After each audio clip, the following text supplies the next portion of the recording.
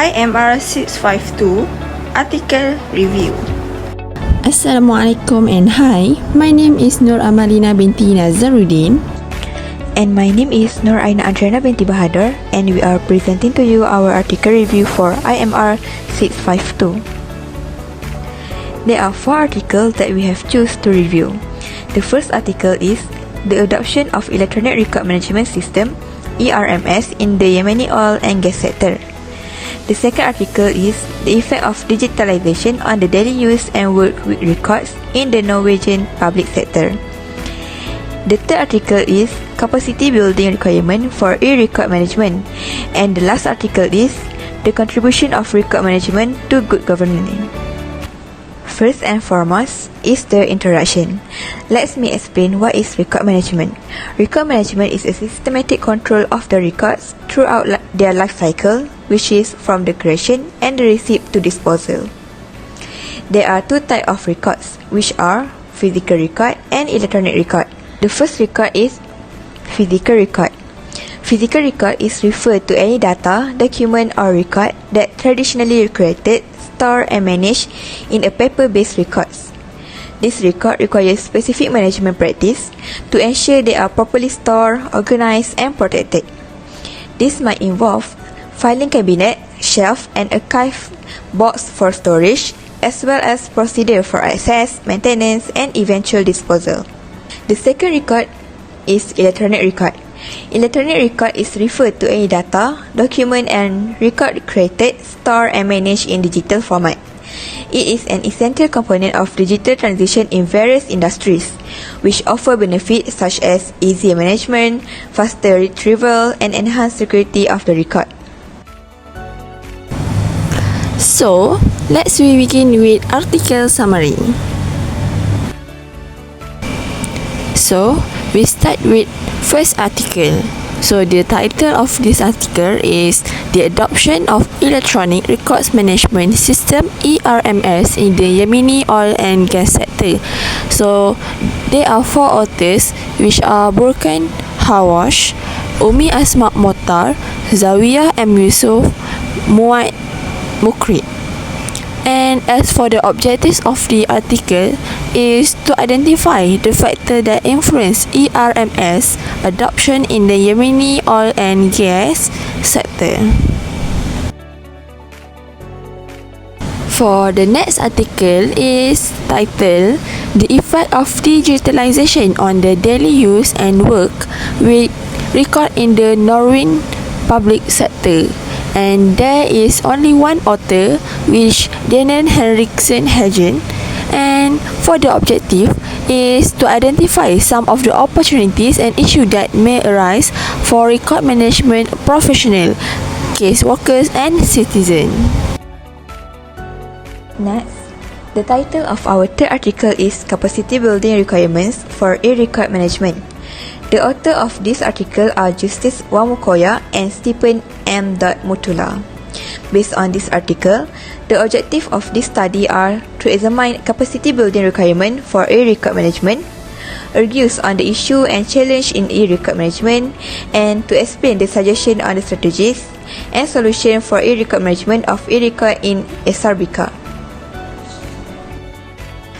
For the fourth article, the title is The Contribution of Record Management to Good Governance, written by Anastasia Dikopolo and Athanasian Mihiotis. The objective of this article is to illustrate the relationship between e-record management and the accountable and efficient governance. Next, let's move to the similarities of these 4 articles. The first similarity is all 4 articles are focusing on the transition from traditional paper-based records to the digital format, which are on the e-record management, the digitalization of record management, and the electronic record management system, which is ERMS. The second similarity found in these 4 articles is that they all agree on the importance of providing policy in the record management. By providing a policy, it can enhance the accuracy, reliability and authenticity of the record management that will lead to an effective record management. Thirdly, based on the 4 articles, they stated that electronic and digitalization record was adopted to meet the user need as well as provide user-friendly system. Thus, it can enhance the overall user experience by providing more efficient, accurate and accessible system. Next, let's we continue with the difference between four articles. There are three types of difference, which are context, methodology and recommendation mentioned. So for the first difference is about context. So first article is mentioned about factors influencing the adoption of electronic record management system (ERMS). Second article is about impact of user-oriented digitalization on record management in the public sector of Norwegian. Third article is about problems and challenges of e-record in East and Southern Africa. And for the fourth article is relationship between record management and accountable and efficient management. And next difference is in terms of methodology. For the first article, they use systematic literature review (SLR) and email questionnaire. For the second article, they use literature analysis and set of 5 interview. For third article, use of professional consultation and author's experience. And for the last article is by using empirical research, literature review and outline necessary structure and planning. And for the last difference is in terms of recommendation mentioned. For the first and second article, the recommendation are indirectly mentioned. And for the third and fourth article, recommendation are directly mentioned. So, let's we proceed with recommendation. As for the first article, the author recommend for the public and certain private organization to adopt the EMRS in developing countries as it can be important to and be useful for related areas.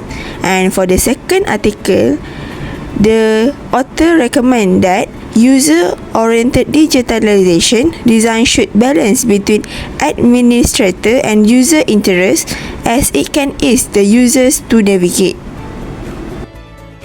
Continuing with the recommendation based on the third article, the author has provided few recommendations which are archivists must receive training in electronic record keeping to enable them play as an important role in managing the electronic record. Besides, training can also ensure the effectiveness of the metadata by implementing metadata standards and to ensure that all the records are properly classified and searchable. The author also recommend that the need to identify capacity building requirement, including creating awareness and provide training. For example, the archivist must be familiar with the technology tools like digital archive software, databases, and cloud system.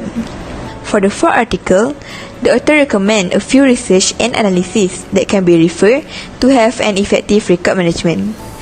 The first study is about the sponsoring and marketing issue regarding record management effect on business operation and implementation of record management system in company or institution. This study provides information on how to evaluate the impact of marketing strategies on the adoption and success of record management system. The author also recommend the research on record management system influence on the information security sector and data protection and on intellectual property issue. This study is to ensure the effectiveness of record management in business administration and good governance. This can also assist the organization in creating a more secure record management system that can protect against cyber threats such as ransomware, phishing, and hacking. So, that's all from us. Thank you.